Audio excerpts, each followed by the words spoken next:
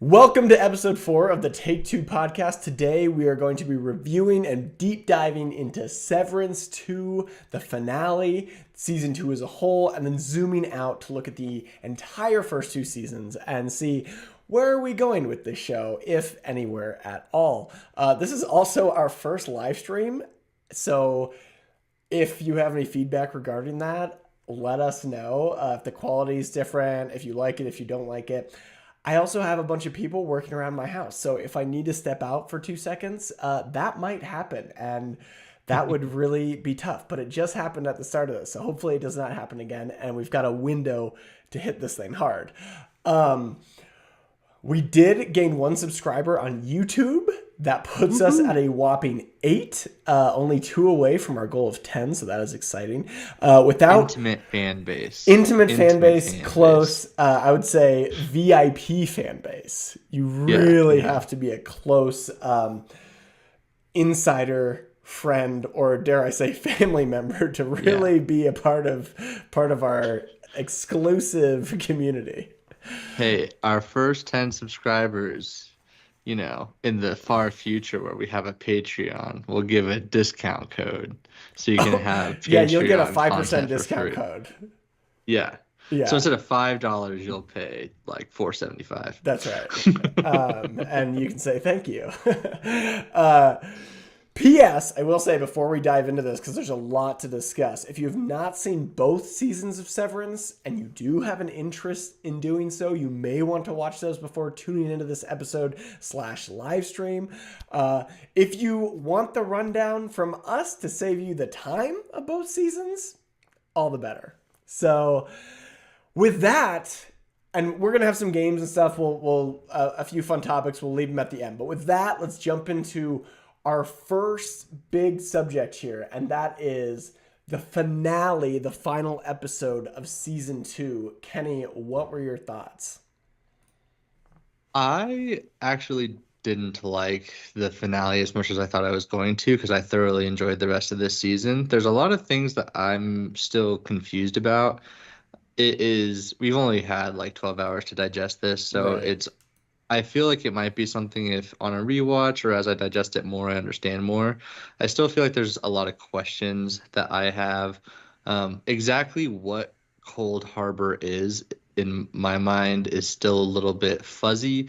It's unclear to me how James Egan plays into what's happening there. I really thought that Cold Harbor and the tie of Gemma and James was going to be something that has to do with, was it the first episode where he talks about his revolving? I feel like a lot of the speculation that I felt and that I saw around the Severance community was, they're trying to figure out how to make him live forever, or bring Keir Egan back to life. Oh, And I don't wow. know. That's kind of where I Like a thought the story zombie. was. Yeah, or Wow. just like imprinting consciousness, but it was kind of unclear exactly what was happening. I do have so I was a little bit confused there, and then the final decision that Mark S makes at the end feels a little like incongruous to me, where he chooses to, Uncongruous. I do yeah, not want to hear those big words on this podcast, Mr. Milchek. okay, man, Mr. Milchick is probably my favorite He's character in the obviously your show. favorite character. He uses a bunch of big words. He's a big words guy. I Yeah, love a big word guy. I big love a words walking guy. thesaurus. Um, ingest feculence is probably something I'm going to go, or whatever. I can't remember the exact word he That said, was a great quip. but I was like, that's good stuff right there.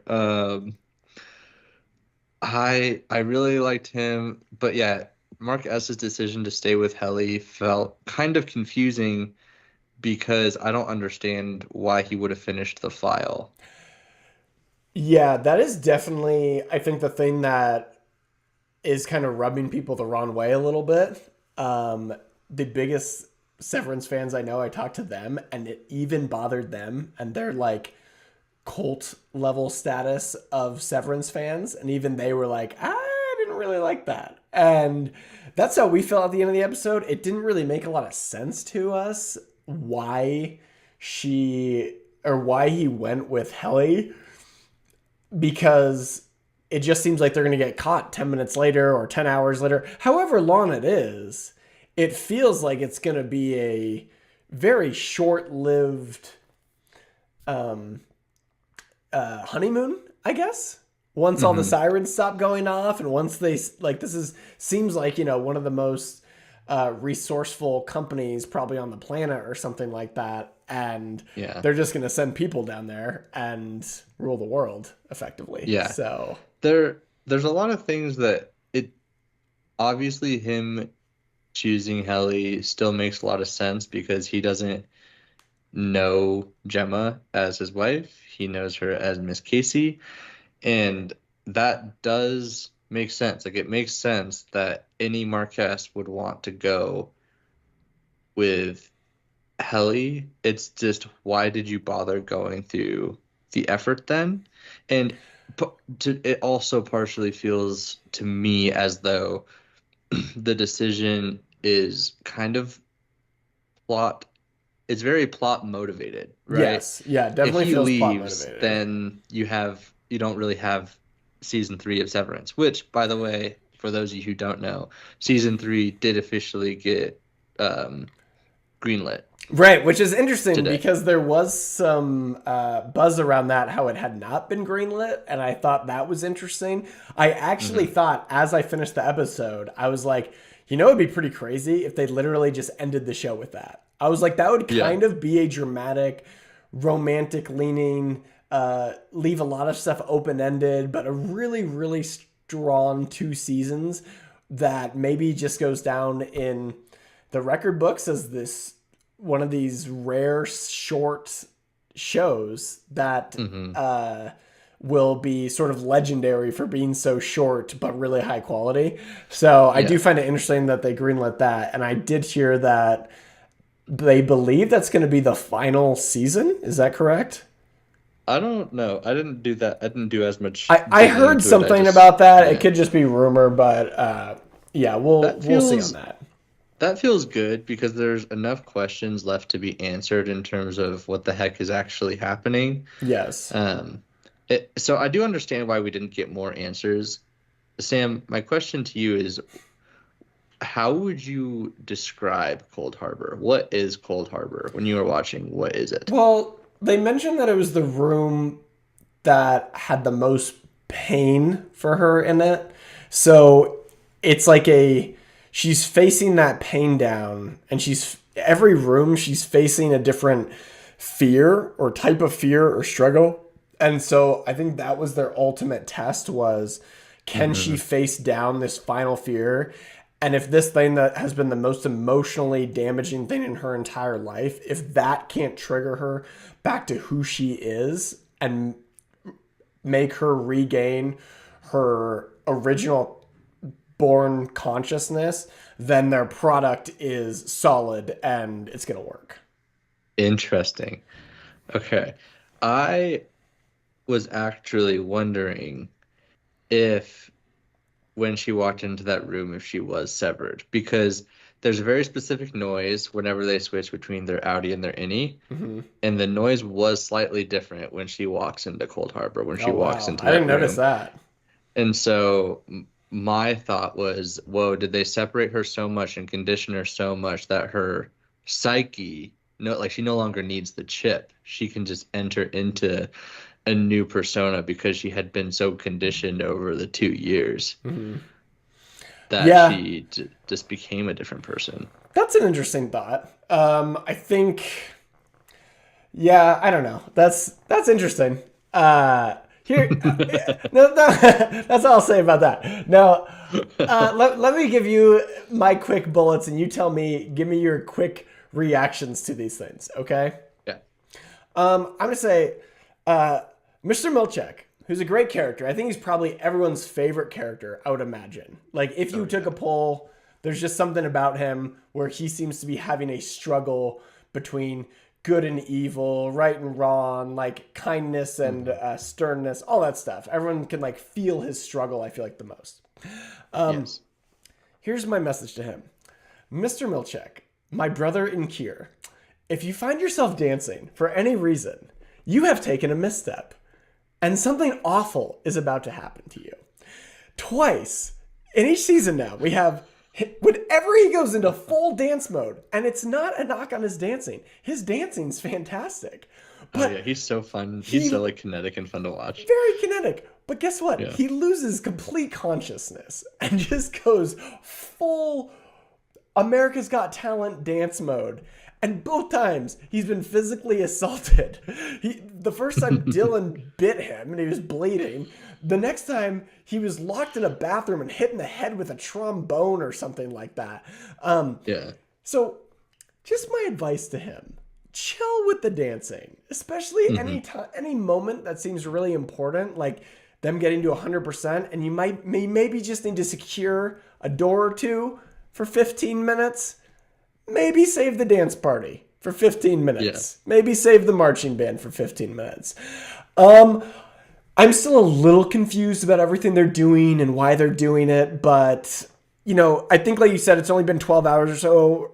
As you think through it, some of it comes through and some of it's still weird. So, okay, I can move on from that. I thought it was weird. The two old white guys, Egan and that other creep, just like watching them, like watching Gemma in their own little computer rooms, like salivating over that. I thought that was weird. Yeah. That was very effective, though. It was effective. That was what they are going for. It was, and the whole time, like they nailed the feeling. James Egan is intended to just be a cockroach. He's intended to just give you the chills. There's a scene, was it the finale of the episode before, where Helena is just ceremoniously eating a hard-boiled egg. Oh, that was so weird.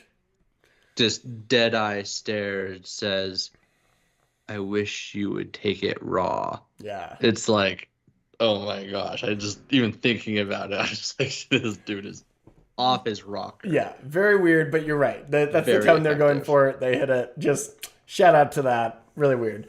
I typically, you know me, I don't like when women beat up men too much in shows because I can often find it unrealistic.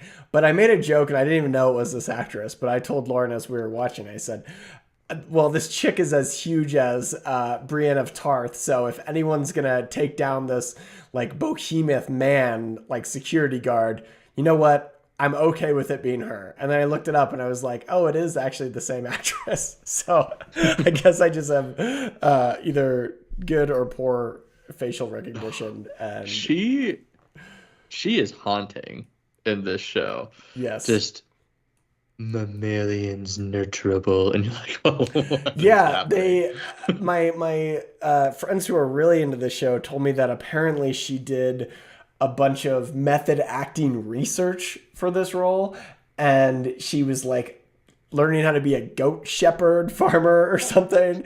And I was just imagining, like, I'm like, one lady, you only have 2 scenes. We don't need that sort of method acting. And I can imagine, but she is so good. She is insane in both of those She is scenes. good, but all I'm saying is I can really, really imagine the directors being like, hey, so here's your role, here's what I need you to do. And she's like, I'm going to go be a goat farmer for 6 months and method act this. And they're like, no, you really don't need to. It's just going to be these roles. She's like, no, I'm doing this. And they're like, okay. Yeah. So good for her. See, I also found it actually pretty believable that she would be able to beat the crap out of that guy, because that guy is very big and imposing and actually kind of reminds me of Karl Marx, like a young Karl Marx, just like the way his face is structured. Okay. But it made sense to me as like someone who literally their entire life, they don't go home, but their entire life is manhandling wild animals. Yeah. Would definitely be stronger than some big wig in a C-suite. Absolutely. And she is so I was like, a colossal giant. Like, she is unbelievably large.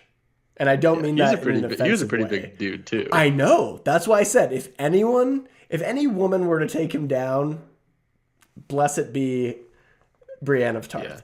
Yeah. What else? There's a really long scene with Mark talking to himself through the camera that like went on for a really long time. but it was good. So I'll just say Yeah. that. That Um, was why do you so we find out that Mrs. Selvig or Miss Cobell right. invented the theory of severance. Yeah. Hey, we're going to get to that. We're going to get to Okay. that. Hold off for now. But my question to you is what was the reasoning behind them?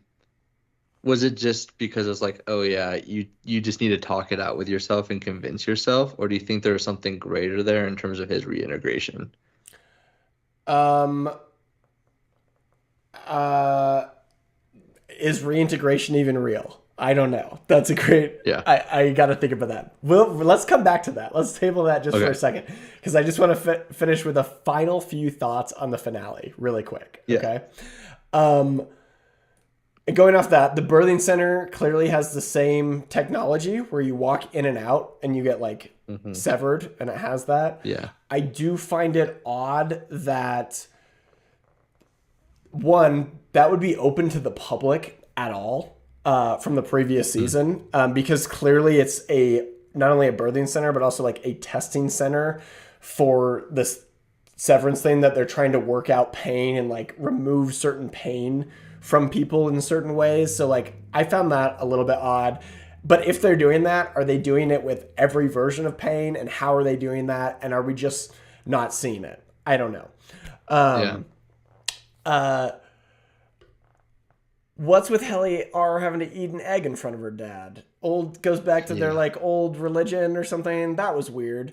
One of my favorite Yeah. part of the episodes was Dylan's Hodor moment, holding the Yes. thing. Total Hodor moment. Loved it. It really was. The goat sacrifice scene was so dark, Lauren had to look away. It got real Yeah. Old Testament there for a second. It did, yeah. And then there was a little debate, and I'll just throw this out to you and see what your reaction is. Is Helly R at the end? Is that any Helly R? Or is it outie Mm. Helly R? It's a great question because while Marquez is completing Cold Harbor, they're having this whispered conversation. It's kind of the end. It's a sense of them saying goodbye. And Marquez says, well, yeah, I might reintegrate, but you know that your Audi's never going to reintegrate. And then Helly R says, but I'm her, Mark. I'm her. Yeah, but I'm her. What does that mean to you? It's a huge question I have. I am not, it may be Helen Egan down there. I don't, Is that crazy if it is? I think it is. I think that's the most interesting, probably, question of the whole show at this point. yeah. If, I But guess, here's what if, I don't understand. I am on currently Camp Any. I could be swayed any direction. I don't understand he knowing who she is, why Mhm. he would choose to leave with her at the end and live with her if he knows that it's not his Helly R. That is my question. Right. He doesn't know. He definitely thinks that she's an innie. Like Mark S thinks that Helly R is any form of Helena Egan. However, there's also an argument of I don't think that any Helly R I don't think would be so adamant about him finishing the file because her stance all season is, hey, innies don't owe Audis anything. Dang. Like she's very pugnacious towards her Audi. Wow, pugnacious. Wow, what a word. Mr. Milchick, Grow such a up, legend. Kenny. Grow up. Grow up. Put aside childish folly. That's right. So I'm actually the more I think about it, the more I'm pretty convinced it's Helena Egan. You think it's an Audi. I I think it's her innie. Why do you think it's her innie? I find because one, I said I find it odd with the when she says I am her, right? Mm-hmm. I find it odd that he would be so cool with that to live with her because they all know who she is up there now, and she's Mm-hmm. perceived as like this like really negative person who created all this and they, because of her, they're down there. They all believe that. And not only that, but like she even tricked him to like sleep with him and has lied. So like I don't understand why he would be enthusiastic to be with her, especially considering all the innies and outies believe they have like severely different personalities and they're their own people. So Mm-hmm. that's my biggest case there. But I also see what you're saying. So that'll be Yeah. really interesting to find out. I heard my other friends were saying there's a theory out there that there are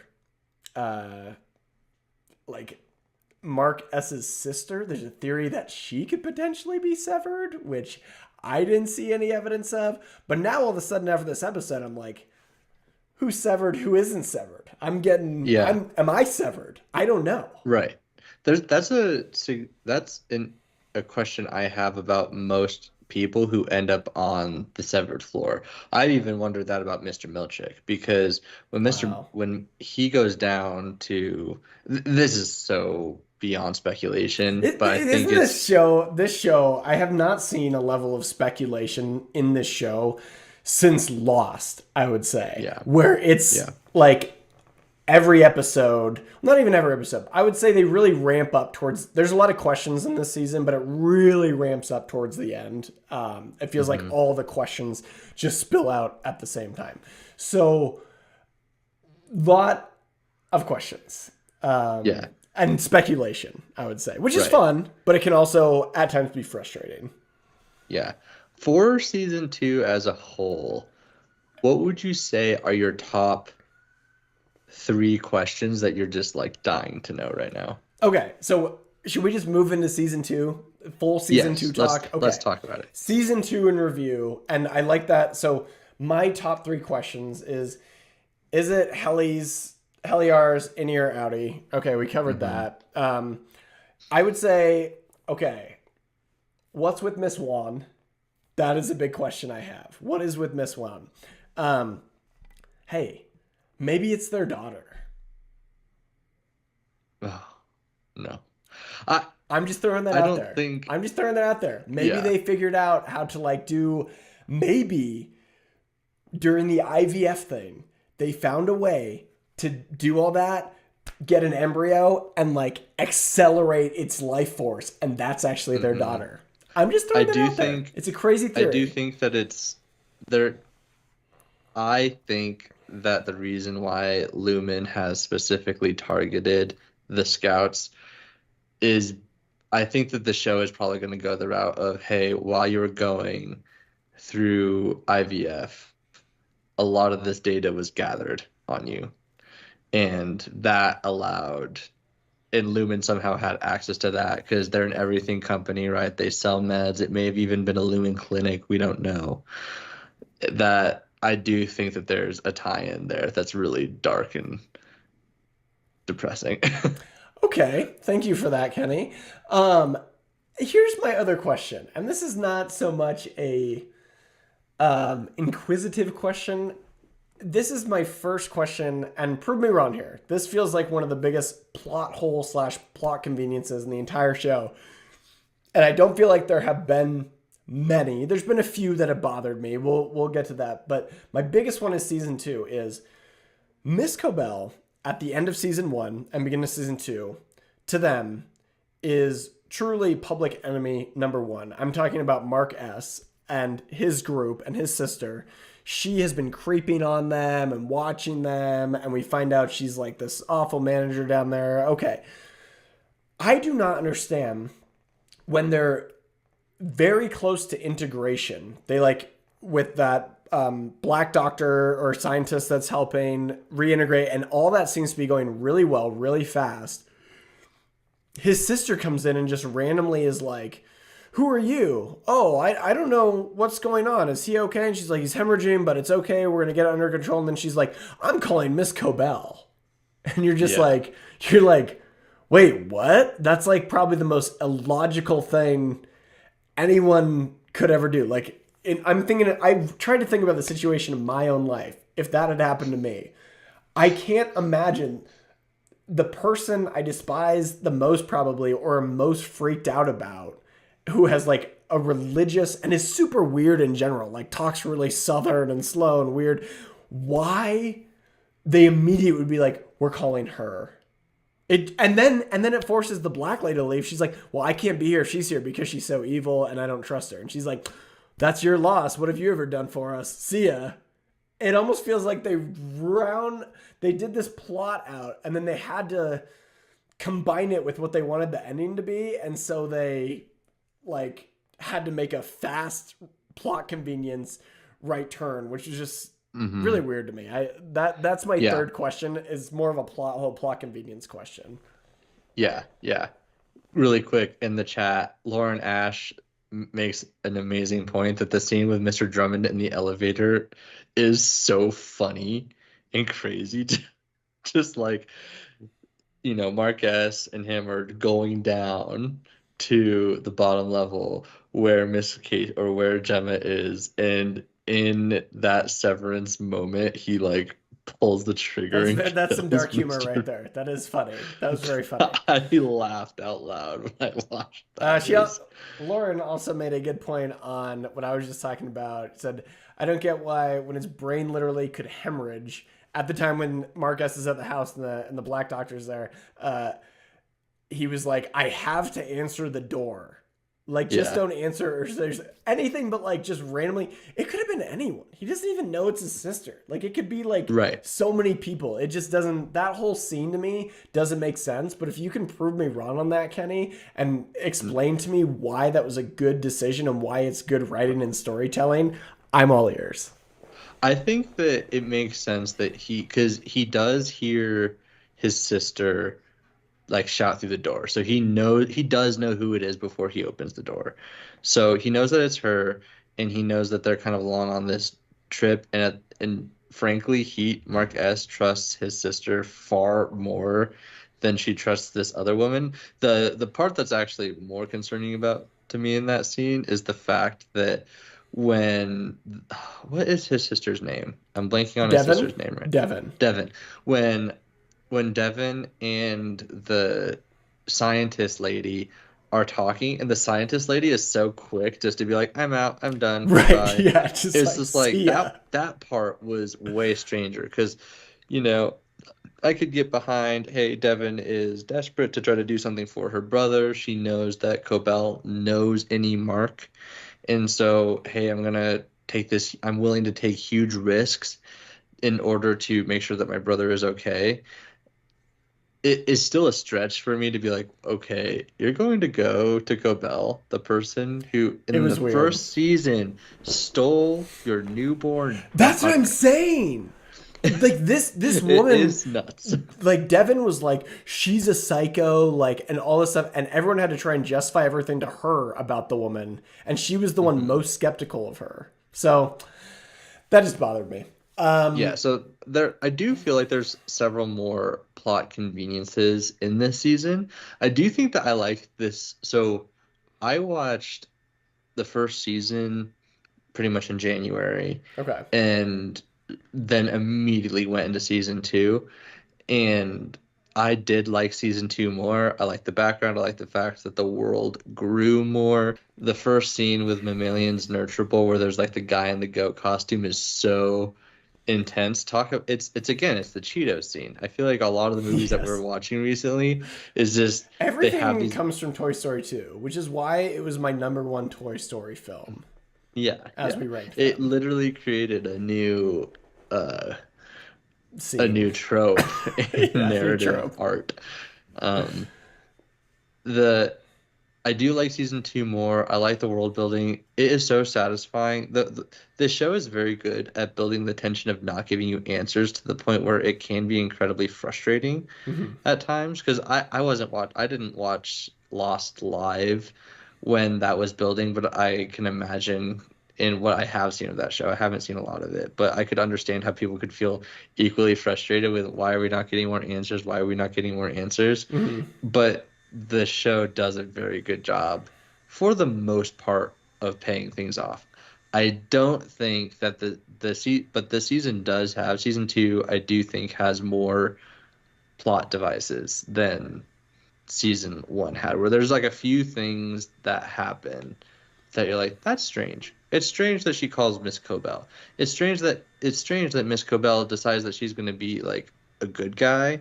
Yeah. I have, I guess my big three questions from season two are, where is Mr. Milchick at?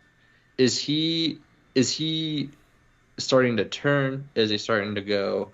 Does he start? Like, has he always like he's always come across a little bit more sympathetic Right. to the innies? Has he been undercover the whole time? Is he himself? And is he himself a severed worker? That's a huge question I have. The Miss Wong thing, I do have some questions about, but we know that she is a part of the same program That Miss that Cobell was. that Miss Cobell was. So there's just like this really gross cult, like child cult that Lumen facilitates for the Egans. My second biggest question is, where the heck is Irv going? I've been Oh, really that was curious. weird. Yeah, that was Yeah, really weird.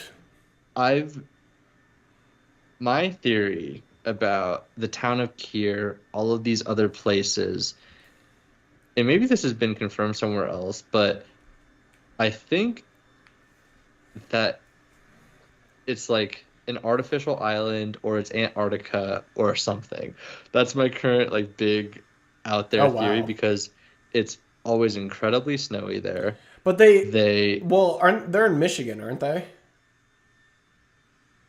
I don't know, In none of the, episode 1 or 2, one of the workers that takes the old guy with the glasses that takes his spot, that takes one of the spots down in the severed floor. When Mhm. he is being removed and he has this little, I think he has like a box of things or something, he says to them, is out, he says, this is like not fair. I just signed a 12-month lease in Grand Rapids, is what he says. I thought he said that he gave up lease in Grand Rapids for it.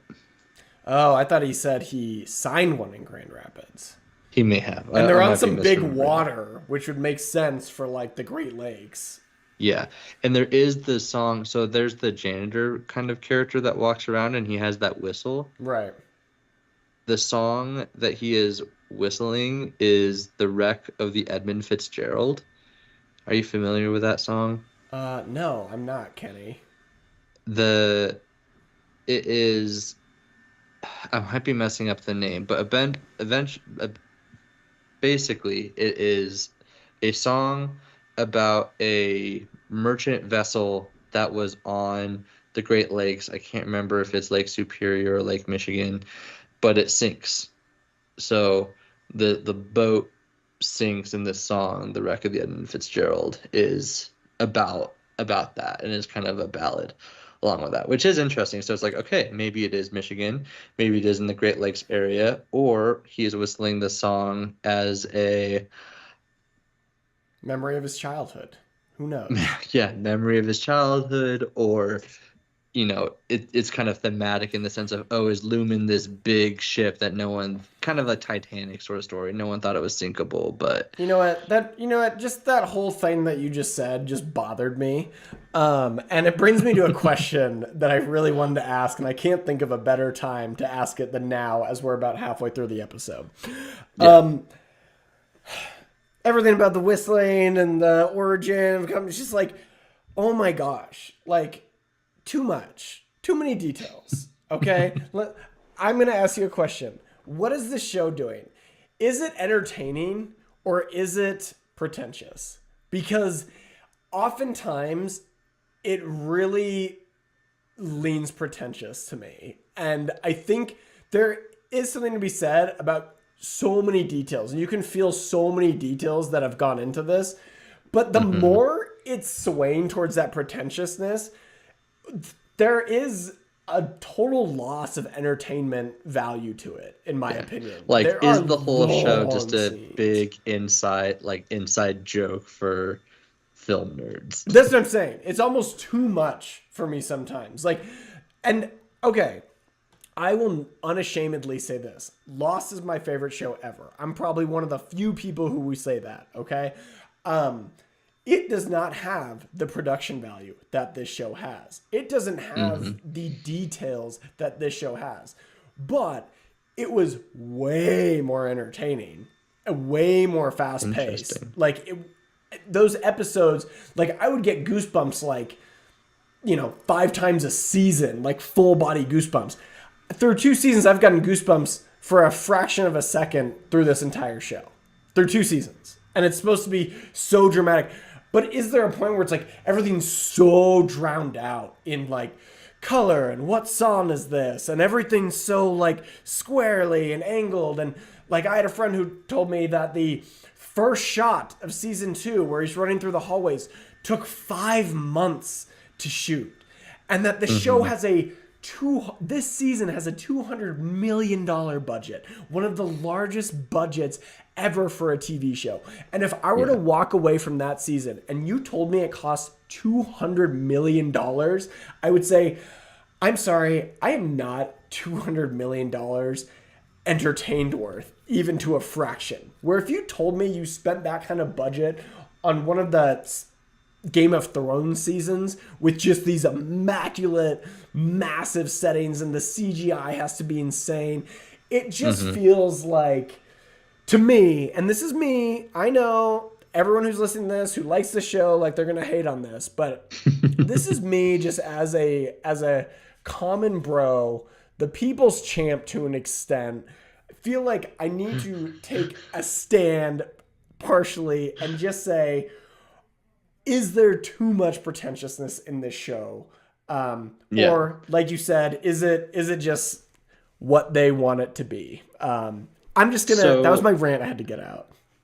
no, it's an interesting question. I do have a opposite take that you have. There are two things. Yes, they are playing with House of the Dragon level money, where 200, $300 million, I think, is kind of where a lot of those seasons end up for House of the Dragon, and definitely the later seasons of Game of Thrones were playing with that much cash. I do agree that it's strange that this show costs that much. I don't know if that's just because it's Apple and they don't know how to not spend $1 billion on something, or if it because you would think that with the production that they have, like everything looks incredible, everything is very neat, the set design is very well done, but you think that it would be able to be done on a pretty cheap budget actually. Yes. um okay, Lauren is saying that season 2 of Game of Thrones had around a $70 million budget, so still, like, so we're talking more than early Game of Thrones. The I have an opposite take to you in terms of, is it just being pretentious for the sake of being pretentious? Is it just one big inside joke? I do think that there are some things in the show that are fun. Like, I didn't know about I knew the song Wreck of the Edmund Fitzgerald, but I didn't really know that that was the song that they were whistling. I was like, oh, like I recognize this tune, but I didn't know the name of the song, I should say. And then did that research. And I think that's interesting. I do kind of actually like it. That works for me when TV shows or movies do that, where they are paying homage to something like that. I actually think the show is far more of a satire of those sorts of super artsy shows, where like the shtick of people who work at Lumen using these huge words and just how strange Mr. Milchick and Miss Cobell and everyone who works at Lumen I actually think is satirical. I think it's intended. What is it satirical of though? Because I'm following your I think train of it's thought here. satirical of. I think it's trying to me, I find it funny because I feel like it's poking fun at the prestige television of the very, like, oh my gosh, we're gonna be super Shakespearean and we're gonna use these big words and everything is going to be weird, but everything that is weird is going to have a purpose. And season 2 kind of revealed to us in Severance that some of the weirdness is just weird. It's just weird. It's weird because it's weird. It doesn't actually have deeper meaning, a lot of it. Even just the way that these people talk, they were trained to talk a certain way, and then corporate is changing their mind and being like, oh my gosh, like we trained you like probably from the age of 6 to use these huge words, and now we're changing our stance because we need everything to be a lot more or more easy to understand. And so I think that it's funny, right? It's really funny when Miss Cobell, there's that scene where Devin and Mark Scout are standing outside and they're looking at Miss Cobell, and she's like very slowly telling them about Cold Harbor, but everything is like a really long pause, and she's like long pausing, and I mean, that actress has great gravitas about her. This, like, there'll be that scene, and then they'll cut to Mark S and Devin like looking at each other like, why is she talking so slowly? Why is she not saying things? Mm-hmm. To me, and that's kind of a hint of the show is very aware of some of the artsy things that it does. It seems spoke fine. Okay, here's my response to that. I follow your train of thought. I don't think, and I can see what you're saying, I don't think the communities, though, obsessed with this show are taking any of it as satire. I think they are really deep into everything has a meaning, just like the whistle you just said. Like everything has a meaning, and they're trying to extract meaning out of everything. That's why I think Patricia Arquette, I think, is a great actress. But Thank you, Patricia Arquette. Yeah, I'll say this. Episode 8 of season 2 is one of the worst episodes of television I've ever watched for a show that considers itself to be serious. I couldn't understand almost a word that was being said. I had to put on subtitles just to listen to it. It was so hard. It was like so much of Severance, beautifully shot. But this episode was so extracted from every other episode in Severance. It was written so poorly. It was acted so poorly. It felt so out of the blue. They're speaking like they're in 16th century Renaissance, like at this old woman's house. Just weird scenes. Like she's running around and she's like, where's the key? And then she goes and we watch her look around for 30 seconds and she shouts out, I found the key. Okay, great. And then she goes into the room. She's sucking oxygen from where this woman died. And then this guy, I couldn't even figure out who he was, a brother, lover. I don't know what it was. He comes up there at some point and totally memes out. And like, it's supposed to be a serious scene. He's just like, you want to get high? And you're just like, what is happening right now? Like you guys doing crack? Like the whole episode was just a disaster. And we find out a piece of information at the end that she invented this whole thing, which is really key and really cool. But that episode, I think, lends itself to what you were talking about, in that this season has more variance. It's more fast paced, and it takes, I think, a step into the world of where Lost was for 6 seasons, which is just like high octane, and it moves up from like level 1 to level 2. And I think that's why that is, to me, easily the worst episode of the entire show, and maybe of many shows. Me and Lauren, watching it, paused it 4 times. We were audibly laughing and had to pause and say, oh my gosh, stop. We need to lock in, because this show is really serious, and serious people like the show. So we have to like this right now. Lock it in. And so that is surprising, because let me finish. Okay. And I think, though, with the variance, that episode was so bad, it also lends itself to episode 4 of season 2 being my favorite episode of both seasons. Episode 7 being what is probably most people's favorite episode of both seasons. And the finale was also great, despite the controversial ending. I think as you open up that variance, that can of worms, where you start to attack plot and you need things to happen here or there a little bit more, you're going to get higher levels of greatness. But when you miss, you're going to miss, and it might hit a little harder sometimes. There it is. Interesting. I think you and I have very different takes on this season as a whole because I really liked episode 8.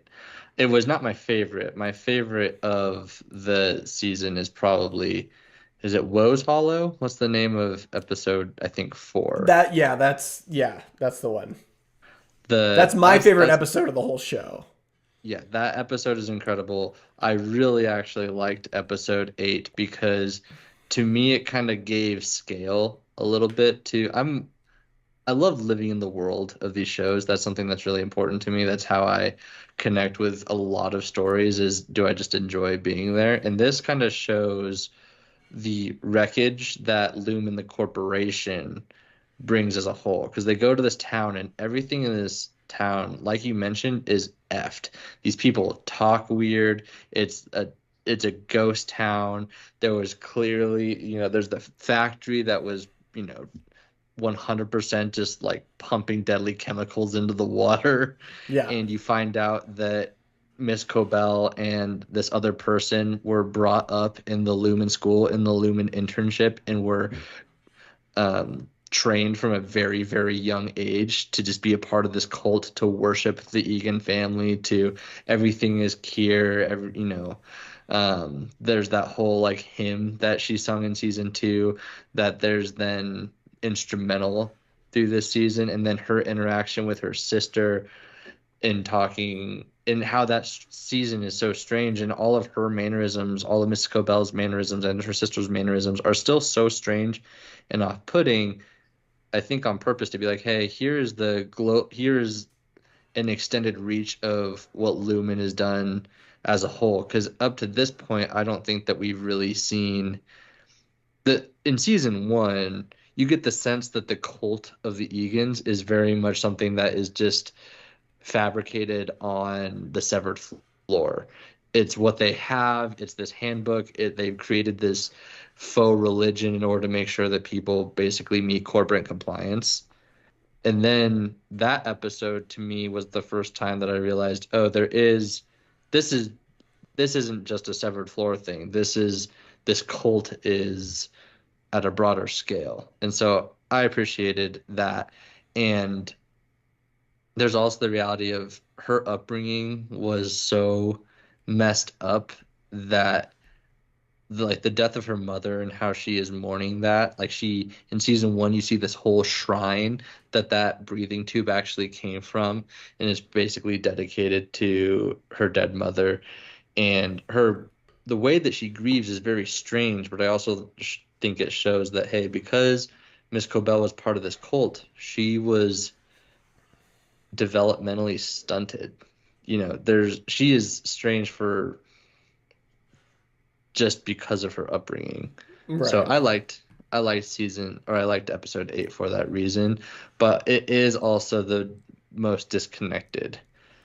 I do appreciate everything you said, though. I think that it all makes sense. I just feel like of all the episodes, the delivery just like didn't hit super well. Like it just, I get all that, but it almost came off as like there were so many like laughable moments, and maybe like you said, because she was raised differently, that we're getting just strange interactions.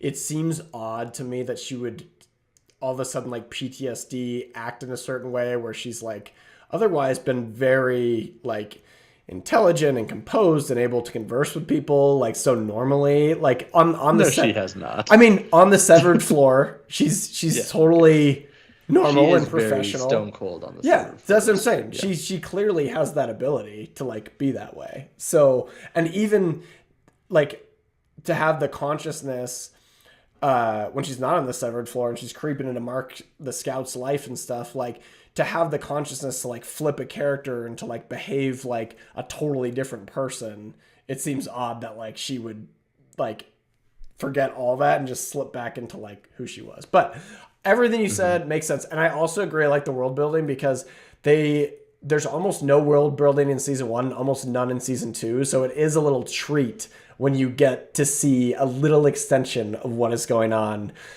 in the outside world. So yeah, I think that's all totally valid. Yeah, so like I said, I think overall I agree. I like this season more than season one. I just think even though it started to get a little loosey goosey, that's a stretch even saying that for this show because they keep everything so tight, and I think that's Yeah. why I can be kind of critical of it. Is like when I do feel like something steps out of line, I'm like, no, you guys can't do that because you've created this world where everything's so perfect that when like you step out of it a little bit, that can be just problematic for me. But Yeah. overall, I really liked season two and where it went, and I felt it was pretty satisfactory. What do you think? Do you want to? I agree.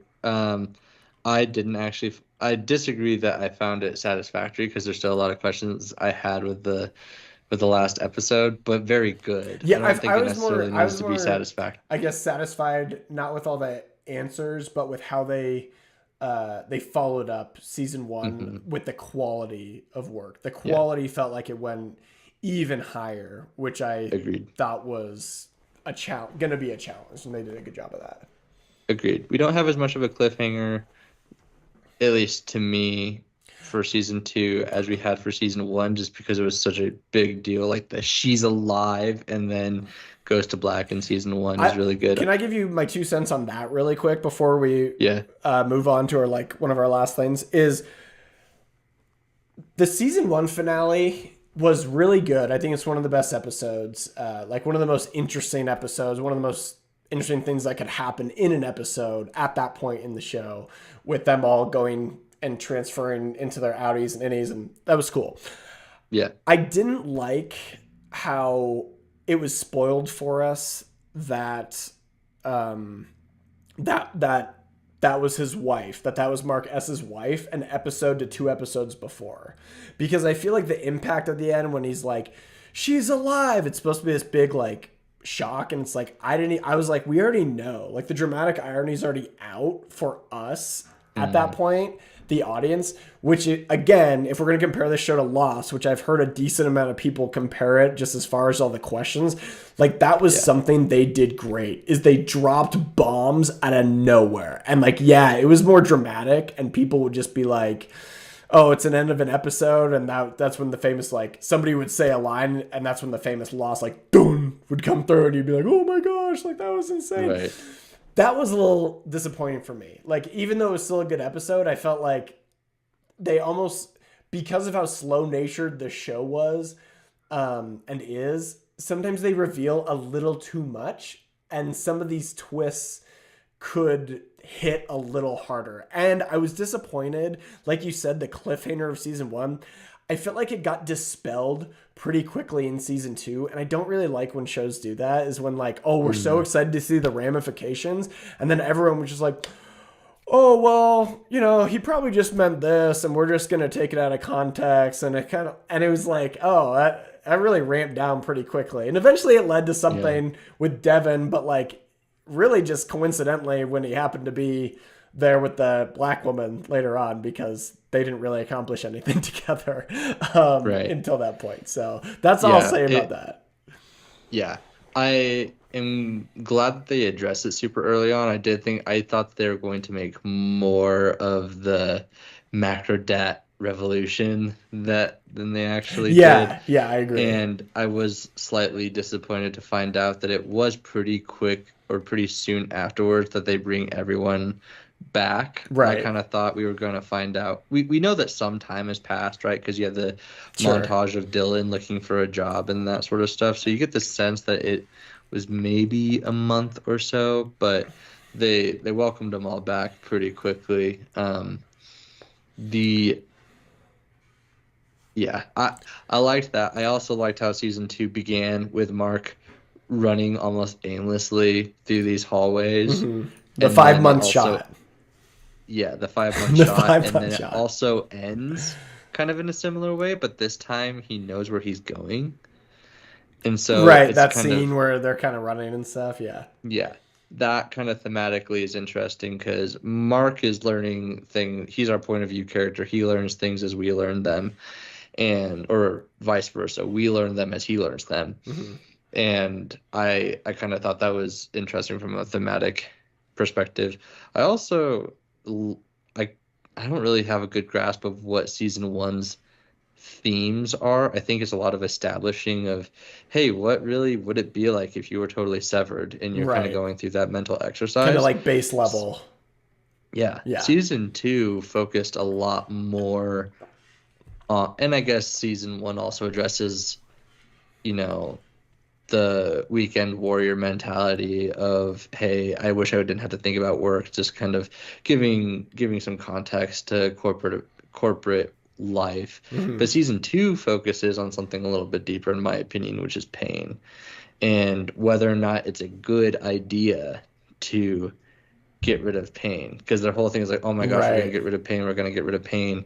And basically the way they do that is by conditioning based torture, right? Right. They are choosing to get rid of pain by torturing Gemma for 2 years. So I found that really interesting, and the show is kind of saying, hey, no, it's not about alleviating, or it's not about running away from your pain. Pain is a very important human experience that you do not want to sever from. It's something you need to be present in, Is which I Gemma thought. a non-voluntary Christ-like figure in that case, where she is Mm. supposed to be the test subject that takes all the pain away, and this is going to be potentially used for the rest of the human race to take pain away, but it's really There's non-voluntary? there's definitely some ties there, because she's going through these rooms and she's going into Cold Harbor the same time as the sacrificial lamb, or in this Right. case, goat, Right. Very is demonic, by the way. going through through that. Just food Christ for like, thought. Just food for yeah, thought. It definitely feels like they're making a lot of commentaries on religion throughout this. definitely So, making a lot of commentaries on religion. The difference there is like, right, Christ was fully willing and knowing, right. That's what I'm and saying. Gemma is not. Yeah, Yeah. there is this the the flip of that? Is this the demonic side of religion, basically? Yeah. Um, so, what else will I say before we move on to the very end here? I want to say two quick fun things. One, so Helly R, her innie versus her outie, they clearly walk differently, right? And that's Yeah. one of the reasons we see a distinction between her innie and outie. And I'll just say, no one quite struts like Helly R. She really makes that walk look very intense and different. And I'm going to start taking that walk on in my own life, wherever I go, because Yeah. she has inspired me. Uh, I will Really also get say your heart rate this. up with that walk. I will also say this. Yeah, Helena, is it Helena? The upper Yes, Helena Helena. sleeps with Mark, tricks Mark into thinking that she is Heliar, right? The innie version. Yeah. Yeah. Um, and Messed up. honestly, who the F could tell? If you're Mark, I'm like, there's no way you could tell because she's Hmm. watched her, she's been able to study her. I'm like, you can't hold him accountable. And it seems like Heliar gets over that pretty quickly. Yeah. And I'll just say this. Well, what a nice position it is to be Mark, where Helena um, has sex with you, and then, oh, you've been tricked by the outie. And then the innie's like, oh, I'm just really bummed that, like, that wasn't us having sex and we didn't get to have sex. And then Mark's like, oh gosh, well, this would be really difficult on me, but we could do it again if you want, like, for your sake. And then he gets to go off and bang Heliar. So this guy is just having a love So triangle. generous. Yeah, he's He's just so such a nice generous. guy, such a good dude. I was just surprised at the end that when Gemma was banging on the door, he was like, will you have sex with me if I come out there? And what about if you come in here? Well, then Right. I just thought that was hilarious. Yeah. Okay, so I just had to get that. No. I actually thought that conversation he that he ended up having with Helly R was actually really good, and very interesting because Yeah. they're both recognizing that just because their bodies are the same, their people are not the same. And I really appreciate the fact that that's kind of wholesome, actually, to me, I thought that was a good where conversation too. Yeah. it's just like, hey, it was done well because he's apologizing because he's like, hey, I realized that like you and I, the people, did not have this interaction, and I am sorry for my part in that. But then she also forgives him pretty quickly, which is like she never like put him to blame, which Right. I also thought was really powerful because they kind of both realize that they're victims, Right. and they're both very fully recognizing that I just thought it was cool that they made a statement about Yeah. how Good for that Mark S. relationship is between people Good and for not Mark just S. I'd like like to be a body victim. bags. I'd like to be a victim. The last thing I'll say about that is Your wife is in the group chat.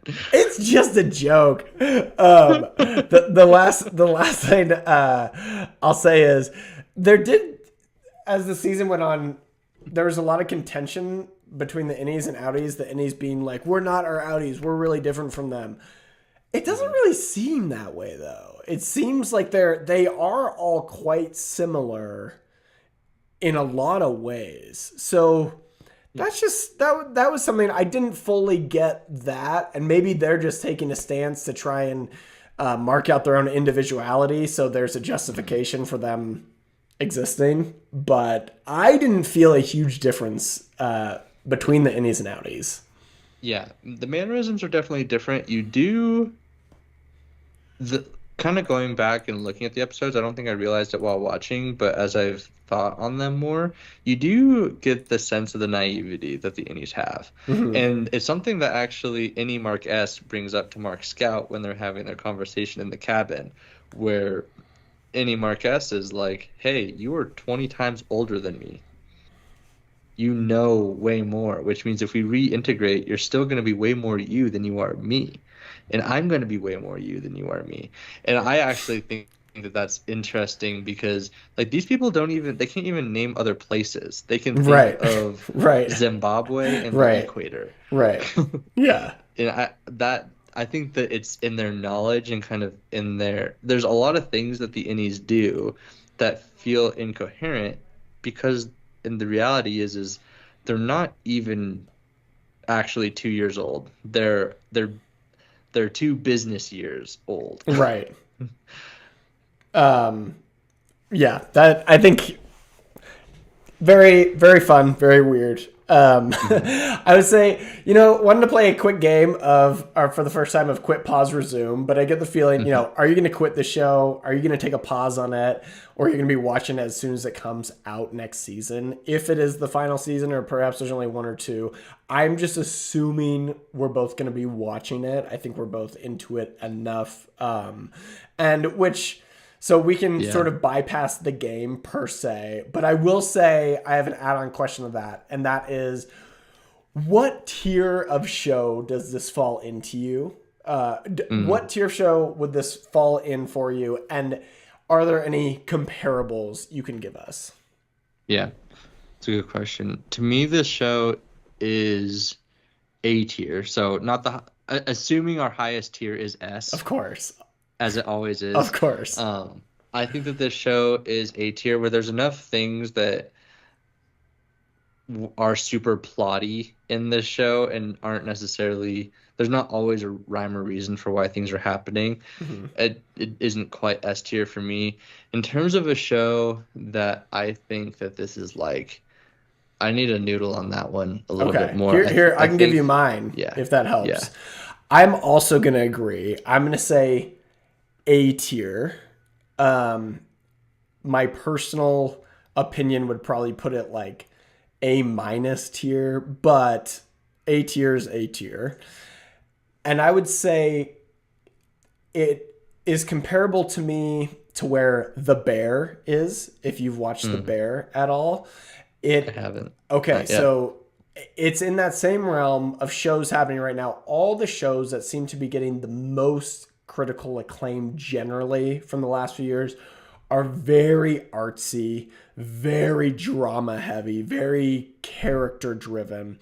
And that is The Bear. And I love The Bear.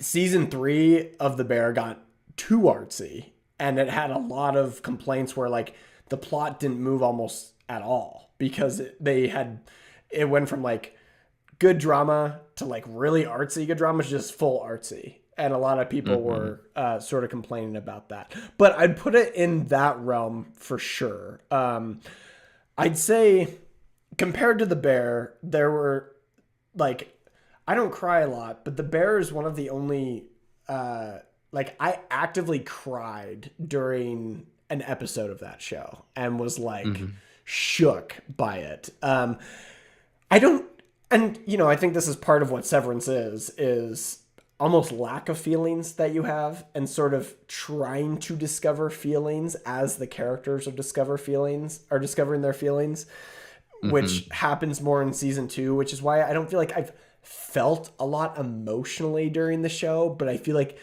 they're starting to get there. And I think that's also, and they're developing. And I think that's a point of the show as well. But I agree. I'd put it A tier. I think a lot of people, like I would say a lot of like, people might watch it and just like not find it entertaining or interesting. And they might just turn it off. Like I don't feel like I could recommend the show to necessarily everybody. Right. And that's the same level I would put The Bear at, where it's like, wow, this is a really gripping, slow, emotional drama, but could I recommend it to everyone? Probably not. Yeah. The comparable that is coming to mind right now might be considered a stretch to most people, but because this show is so much based around mystery, like a central mystery, something that it actually reminds me of, and we talked about it last episode too a little bit, is Benedict Cumberbatch's Sherlock. Oh wow. So the third season, I believe in particular, which focuses around Moriarty and just trying to, there's different twists and turns, and I don't think I've seen the third season. I think I've seen like maybe one episode of the third season. Third season is best season. Okay. I think in that show. I love that show. That show is, it's actually, comparing Robert Downey Jr.'s Sherlock Holmes to that, it's totally apples and oranges, where one's a modern rendition and the other is more like from the novels itself. But I think that the sense of the mystery box, the sense of the impossibility of the situation that our main characters find themselves in is very similar. And just the fact that there are so many questions and so much more at play that very few people understand. And you get the sense that even the people who are incredibly smart, even someone like Miss Cobell who knows a lot, still does not know everything. In the same way that Sherlock is at a loss in some of these situations that he finds himself in season 3 of Sherlock. Sweet. Well, that is a really cool comparison, and I would not have guessed that you were going to say that. So now I feel like I need to go watch season 3 so I can get these vibes continued on. So super long discussion, first stream. Probably have to go cut it up a little bit just for the podcast to make sure it's not all messed up. But hopefully you all enjoyed today's discussion review of the season 2 of Severance. Please follow us, send feedback so we can continue to improve as a channel. And then we are still, I think, finalizing what we're going to do for the next episode, but be sure to tune in for that. And then, yeah, until next time, loyal and intimate fan base, so long.